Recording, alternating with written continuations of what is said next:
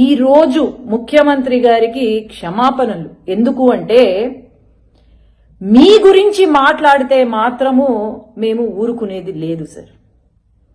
ఎందుకంటే ఈరోజు మరి నిన్న ఇన్సిడెంట్ ఎక్కడ జరిగిందో మా రాయలసీమలో అయితే జరగలేదు.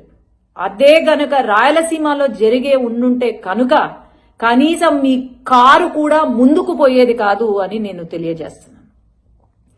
కారుతో పాటు మా వాళ్ళు పాతి పెట్టేవాళ్ళు అని కూడా నేను తెలియజేసుకుంటున్నాను. ఏంటండి ఆ మాటలు? ఆంబోతులాగా ఊరి మీద పడ్డం కాదు. ఒక లాయర్ మీరు లా గురించి మాట్లాడండి, పాలసీ గురించి మాట్లాడండి.